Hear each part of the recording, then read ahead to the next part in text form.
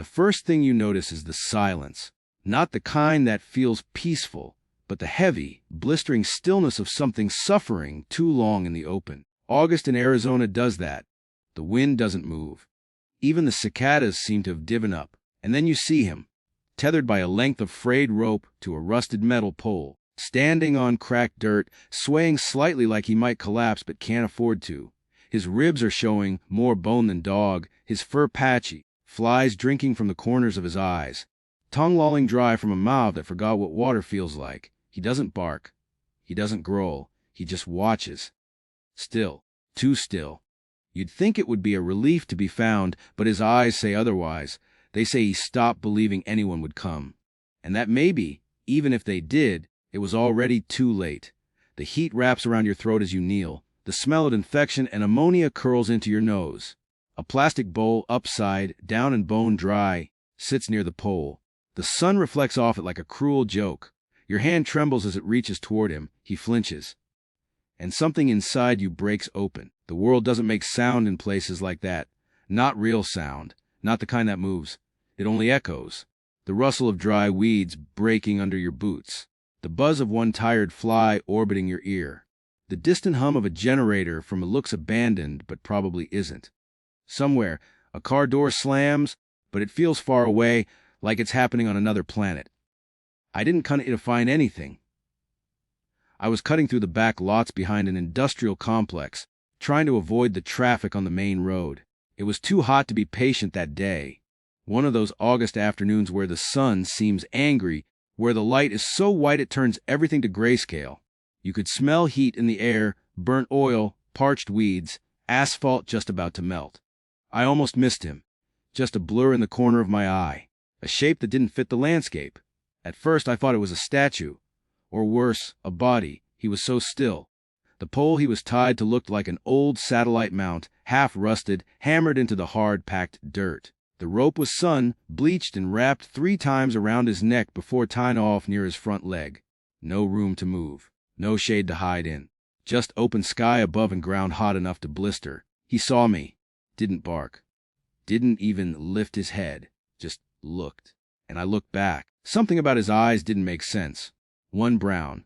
One the color of glass. At first I thought the pale one was blind. Later I'd learn it wasn't. It was just his. Bowie eyes, they called them. Like David Bowie. But in that moment, they looked like stones. Beautiful and lifeless. I crouched down slowly, the heat rising from the ground in waves. My shadow barely reached him. He blinked once. His legs wobbled when I moved closer, but he didn't step back. He couldn't. That rope held more than his body. It held days of starvation. Held the weight of betrayal. The kind you don't come back from. I reached out my hand. Not to touch. Just to let him see it. He flinched anyway. I had seen that before. In people. Soldiers after a blast. Kids in villages where trust was always followed by punishment. He didn't look away, though. He kept watching me like he was deciding whether to give up right then or let me try something first. I whispered something. I don't remember what. Maybe just, "Hey, buddy." My throat was dry. I hadn't brought water either. I hadn't meant to find anything. I wasn't prepared. But I took off my shirt, shaded him with it. My skin started to burn in minutes, but I held it there anyway. Then I ran. I ran back to the truck, grabbed the water bottle I'd left behind the seat, poured it into my palm and walked back. Slow, like approaching a wounded animal with a live grenade in its ribs. He didn't move as I brought the water to his mouth. He didn't lap it up. But when a few drops fell from my fingers and landed on his tongue, his eyes shifted. Just a flicker. Like, maybe it still mattered. I called the number on the faded collar tag, but it was disconnected. No microchip, no neighbors nearby. Just one empty food bowl and an old deflated soccer ball. I could have called animal control. I should have. But I didn't. I untied the rope. He didn't run. I didn't pick him up. I couldn't. He was too thin, and I didn't know how hurt he really was. But I coaxed him, if you could call it that, toward the truck. He didn't resist. He just walked like it cost him something each time a paw hit the ground. I opened a passenger door and stepped back. He didn't climb in. He didn't look at me. He just stood there, head down, drool thick like syrup on the edge of his mouth, panting shallow, his breath sounding like torn paper. And when I reached out again, this time more confident. His body winced like he expected pain to follow. That's when I realized he wasn't afraid of me. He was afraid of hope. Because the worst thing you can do to a creature that's learned to survive without kindness is offer it too late. That's cruelty wrapped in mercy. I lifted him gently, arms trembling, not from his weight, but the weight of the moment. His bones pressed through my shirt. His scent hit me hard, urine, infection, dirt, and something else. Despair has a smell, I swear it does. I laid him on the passenger seat, grabbed a blanket from the back, and rolled it under his chest to keep him upright. He didn't move, but his eyes followed me. I drove with one hand on the wheel and the other on his back. My palm on his spine felt like pressing down on the branch of a dead tree. Brittle, fragile, I kept whispering things, nonsense mostly. It's okay now. You're okay. I got you. Lies, maybe. I didn't know if I had him at all. I took the long road to the 24-hour animal hospital off I-17. Every bump made his legs twitch. Every turn made him shiver. I caught my reflection in the rearview mirror and barely recognized myself. Sweat, matted hair, sunburn rising on my neck. Jaw clenched like I was back in a med tent in Kandahar, hands covered in someone else's blood. Old ghosts, new triggers. When we pulled in, I didn't wait. I threw the door open and lifted him again, knees locking up from the effort. The glass door slid open with that soft hydraulic hiss, and the blast of cool air felt like mercy. The receptionist looked up, startled. Emergency! I managed. She stood quickly. What happened? I don't know. I just found him. Tied up. No food. No water. He's not okay. The vet tech came out fast, young but sure. Her eyes widened as she saw him. Oh my God, she breathed. Is he? I started. She cut me off gently. We'll try. They took her from my arms. And just like that, he was gone through swinging doors. No name, no history, just a ghost of a dog, vanishing into the cold white light. I stood there with my hands open, empty and shaking. When they finally let me back, hours later, he was on oxygen. An IV drip snaked from his paw. His head was bandaged where the collar had rubbed raw. A fan was blowing lightly beside the crate, but his body was still overheating. Do you want to name him? The vet asked softly. I looked at the dog, barely breathing, eyes closed now, chest rising in shallow waves. I thought of those mismatched eyes. One dark, one pale, beauty and damage, contrast and survival. Bowie, I said. The vet nodded. That fits. For 3 days I came back, brought ice packs, donated blankets, offered to pay even though they said it was covered by the rescue network. I didn't know there was one. I didn't know how many people like me were out there, just trying to stitch together small mercies in a world full of slow violence. The second night, I stayed past visiting hours, just sat outside his crate, back against the wall, sipping cold coffee, feeling the hum of the machines and the slow drip of time. I started talking, not because he could hear me, but because I needed to believe something could still listen. I told him about the war, about the sandstorms, about the friend I couldn't save who bled out in my hands, whispering for his mother while I whispered back, I've got you. I told him I never meant to come back and feel empty, but I did. I know what it's like, I said, voice breaking, to be tied to something and forgotten. When I stood to leave, I looked down. Bowie's eyes were open. And for the first time, he was looking for me. He wasn't out of the woods. That's the first thing the vet said on the 4th morning. Her voice was careful, like someone breaking bad news inside a church. She used words like kidney function, muscle atrophy, systemic infection, the kind of language that buffers death behind polite syllables. But her eyes said they'd seen this before, and it usually didn't end the way you hope. His body's shutting down systems to survive, she explained. He's alive because he adapted. But now that he's safe, everything is collapsing. Survival is a strange kind of trauma. When the threat finally lifts, your body doesn't celebrate. It shakes. It grieves. It lets go in ways you didn't know it was holding on. Bowie had stopped eating, not out of fear, not out of pain, exactly. Just disconnect. Like his brain and body weren't speaking anymore. The IV kept his veins from drying out, but his mouth stayed closed. They tried warm broth, peanut butter, chicken soaked in marrow. Nothing. I watched a vet tech, barely 20, try to coax him with baby talk and gloved hands like feeding a ghost. He turned his head. I asked to try. She handed me a jar of wet food and a tongue depressor. I crouched by his kennel, my knees popping like old branches, and waited. Didn't say anything. Just watched him breathe. His eyes were half-lidded. His body curled tight like a question mark. I reached the stick through the bars, held it steady near his mouth. The smell was awful, some congealed blend of duck and medicine, but I didn't flinch. Just a taste, I whispered. Nothing. I tried again. On the third try, his tongue flicked out. Barely, but it touched, and it stayed. He licked again. I exhaled, and something uncoiled in my chest that I hadn't realized was there. Something ancient, some echo of being needed. Good boy, I murmured, too soft for anyone else to hear. That was the first time I touched him without gloves. And he didn't flinch. That night, I dreamed about my old unit. We were digging a burn pit outside the wire, covering the last of a med tent that had caught fire during a mortar hit. Someone had left behind a pair of boots still laced. No body, just boots. I woke up sweating, and I drove to the clinic without brushing my teeth. Bowie was sitting up, wobbling, weak, but upright. His numbers are stabilizing, the vet told me. Still not out of the woods, but he's choosing to live now. The phrase hit me in the ribs. Choosing to live. Because survival isn't automatic. Not really. It's something we do, or stop doing. And Bowie was doing it again. They let me sit with him outside that day, under the shade of the building's overhang. I laid down a towel and he lay next to me, head on my shin. His fur was coarse and brittle still, like dry straw, but his breathing had a rhythm now. His tail twitched once. Not a wag, just something loosening.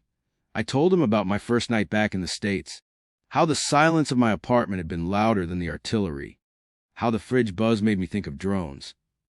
How the shadows moved weird in my hallway, and I couldn't sleep near the windows. How I started keeping a camping stove in my closet, just in case. I don't know why I told him. I wasn't even sure he understood sound as comfort yet. But it felt like he was listening with something deeper than ears. Something beyond words. When he finally stood on his own that evening and peed in the grass, the vet techs clapped. Real applause. Not the polite kind, but the kind that comes from people who witness miracles too quietly to speak them aloud. He lifted his head, confused. As if he couldn't believe anyone still thought he mattered.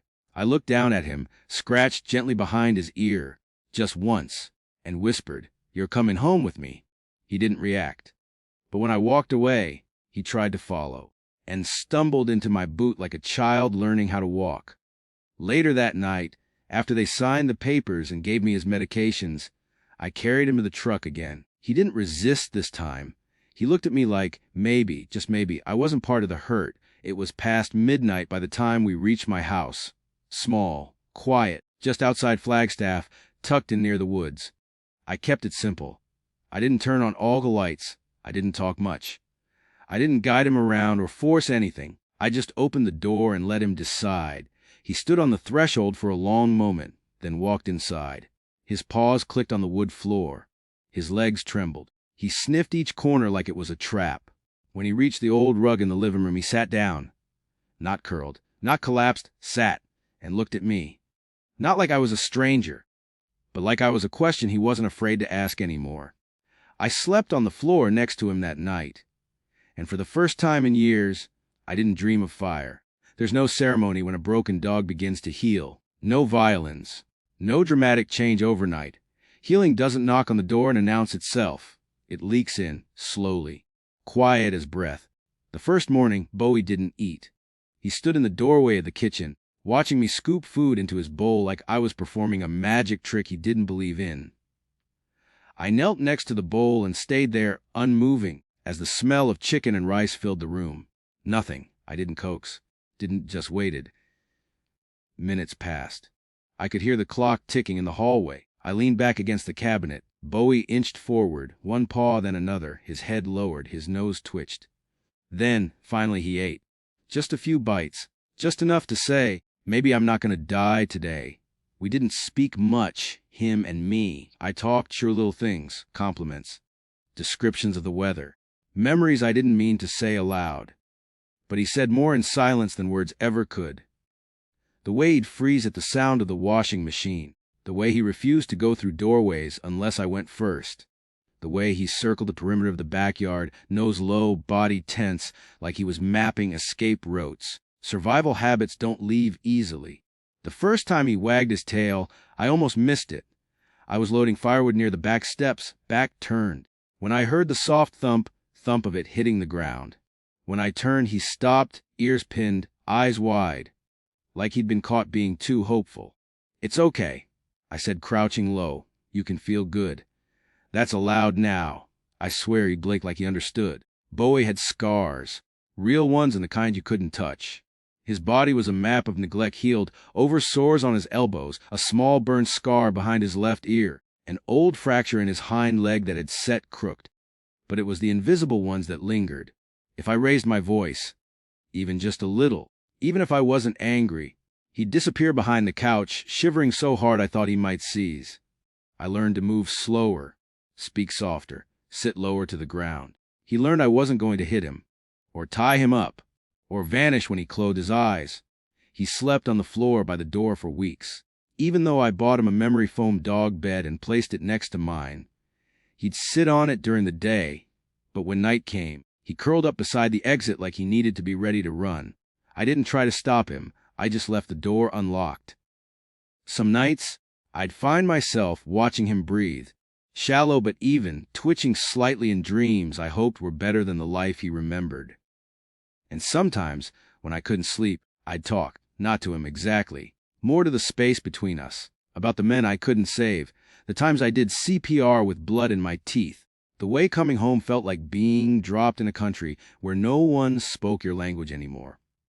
One night, I told him the truth I never told anyone, that I hadn't cried when I left Afghanistan, but I cried in a gas station bathroom 3 weeks later when I saw a mother slap her son for dropping a soda. Bowie didn't move, but his head lifted slightly, his eyes open. I don't know if he understood, but I didn't feel alone anymore. I started taking him on walks, short ones at first. He didn't like the leash. He froze the first time I clipped it on, his body going stiff as a corpse. I unhooked it immediately, sat down, let him come to me. The next day, I tried again, this time showing him the leash first, letting him sniff it, feel it. I clipped it gently and walked 2 feet. He followed, that was enough. Over time, we went farther, through the forest trail near my house, past the old fence where deer came to graze. He still startled at sudden noises, a snapping twig, a passing truck, but he never ran, he stayed close. By the 3rd week, he started sniffing trees, lifting his leg, leaving his mark. I laughed the first time he did it, loud, surprised laughter, and he looked up at me like he didn't recognize the sound. Then, as if encouraged, he wagged his tail. Not once, not twice, a full, joyful wag. I cried then, quietly, behind my sunglasses, and he didn't run. Bowie never played like other dogs. Not at first. He didn't know what to do with toys. He watched me toss a tennis ball across the yard and stared like I'd lost my mind. But he loved the garden hose. I found out by accident, watering the grass one evening. He stepped into the spray, blinked, and then tried to bite the stream. He barked, a full chesty bark, rough and unused. And then again. He ran in circles through the mist, teeth snapping at the water, tail whipping behind him like it was finally free. I dropped the hose and sat down in the dirt, laughing so hard it hurt. Bowie padded over, soaked and smiling in the way dogs do, mouth open, tongue out, eyes alive. He leaned against me, heavy and warm, and for the first time I believed he might actually make it, not just physically, but all the way. And maybe, so would I. It was a Friday morning in early November, the kind of morning where the air has a bite, but the sun hasn't given up. I was standing outside my truck, duffel bag in hand, checking the lock on the gate before heading out for a weekend training course 2 towns over. Bowie stood by the porch steps, watching me like he always did. Calm, alert, but distant. That was our normal. He didn't beg for attention, didn't bark for goodbyes. Just stayed near enough to be a shadow. I crouched, patted my leg. "I'll be back Sunday night," I said. He didn't move. "Keep the squirrels in line." "Yeah." Still nothing. I stood and climbed into the truck. And for the first time since I brought him home, I felt it, that hollow tug in the chest. Not fear. Not guilt. Something else. Something like missing someone before you've even left. I almost didn't go. But healing requires trust, even in absences. So I left, and the weekend moved slow. The training was fine. The hotel bed smelled like bleach and old carpet. I kept waking up expecting to hear paws in the hall or that low, steady breathing Bowie did when he was asleep and safe. I checked in with my neighbor twice. She was watching him. Feeding, walking.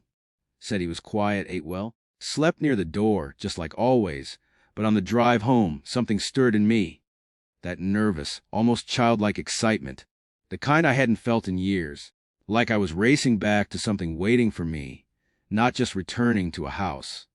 When I pulled into the driveway, Bowie wasn't on the porch. I felt the panic rise, irrational but strong. I parked, swung the door open, called his name. Nothing. I called again, louder.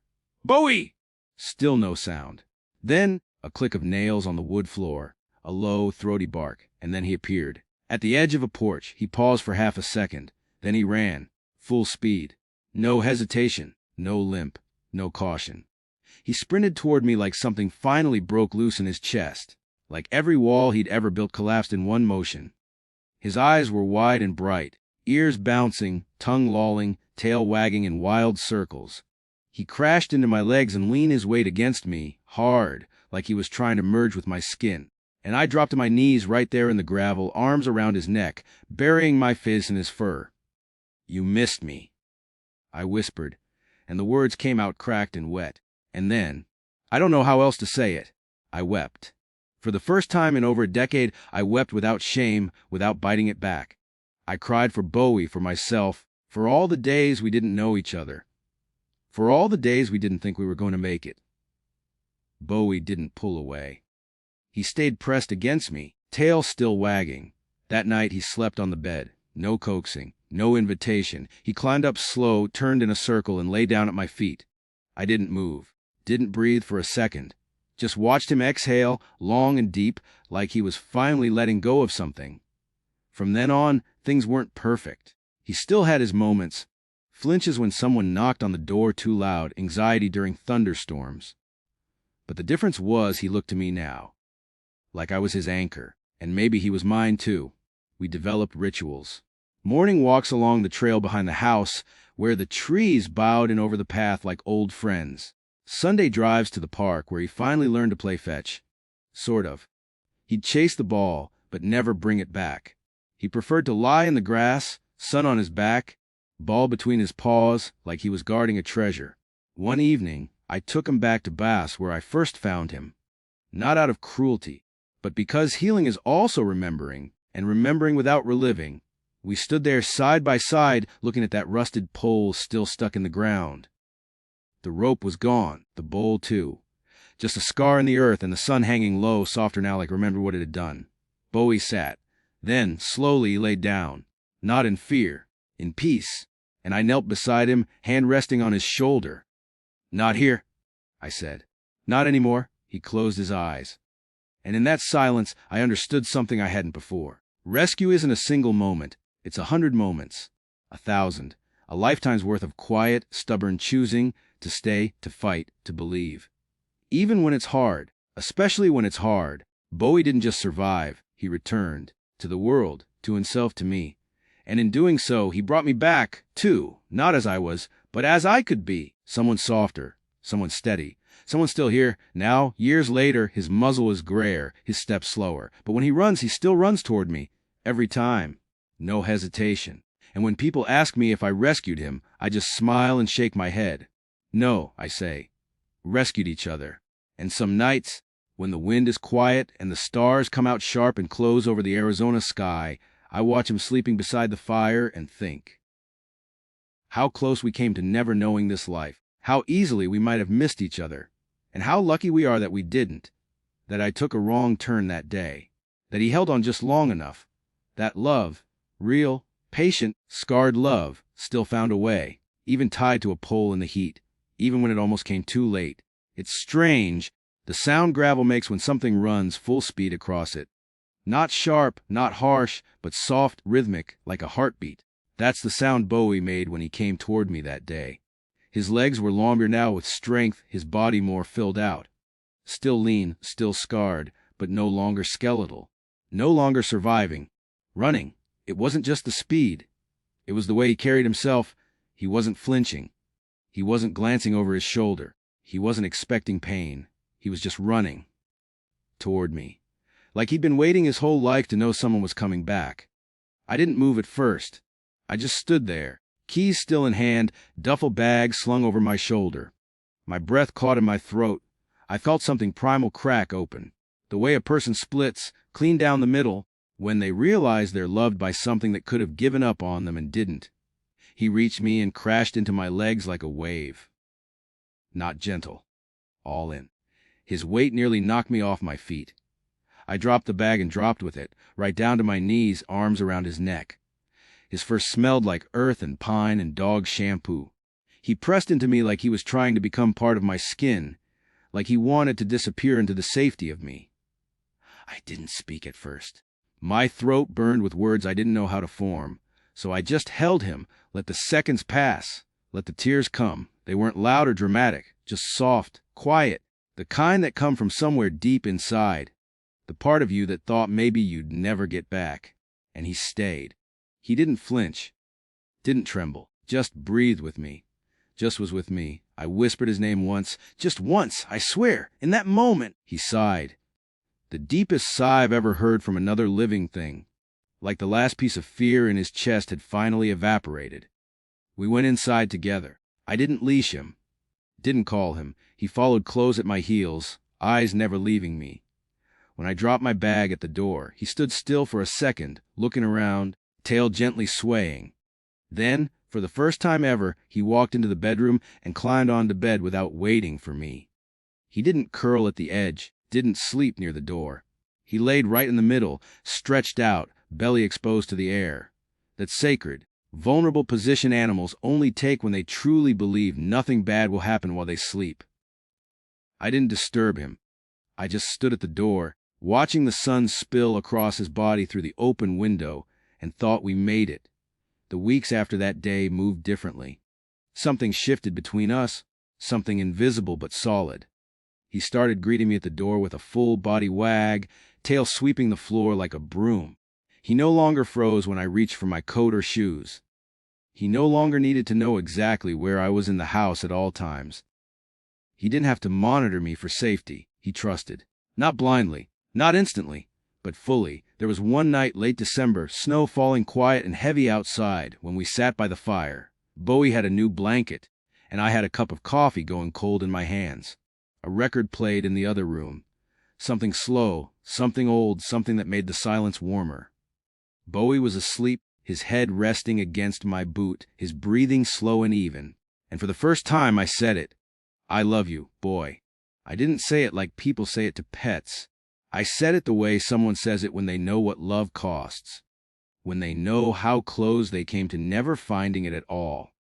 And I meant it with every ounce of myself. He didn't move, but his tail gave a lazy wag against the floor. Once, then again. Months passed, then years, and life got quieter. Not smaller, just quieter in the best ways. Bowie learned how to bark without panic, learned how to play.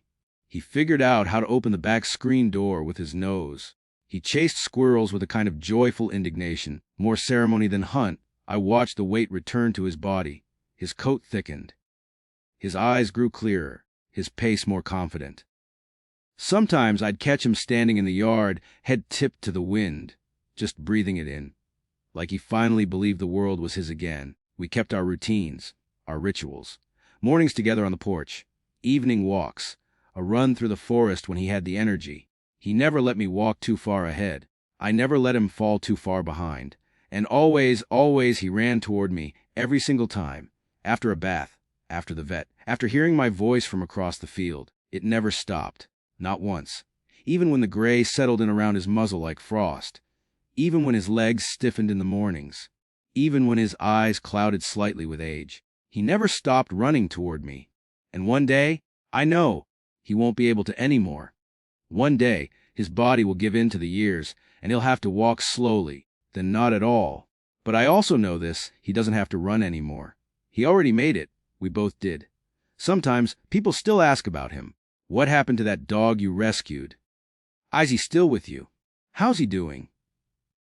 I never know how to answer with just words, because how do you explain that something you found tied to a pole in the heat ended up saving your life? How do you explain that love didn't just grow? It returned. Slowly, stubbornly, like the first green shoot pushing through cracked desert ground. So I just say this, Hez home. He's loved. He's still running. And that's enough. One night, not long ago, I woke up to find Bowie standing at the back door. And stars were out, the moon low and silver. He looked over his shoulder at me, then out into the yard, then back again. I opened the door, and he walked into the night, slow but steady, and lay down in the grass. I followed, blanket in hand, and sat beside him. He laid his head on my knee. The sky stretched open above us, deep, infinite, and for a moment neither of us were broken. Just quiet, just alive, just here. And I thought this is what rescue looks like. Not a leash, not a cage, not a shelter, but two beings who almost didn't make it, choosing every day to keep showing up for each other, and knowing, finally, they're safe.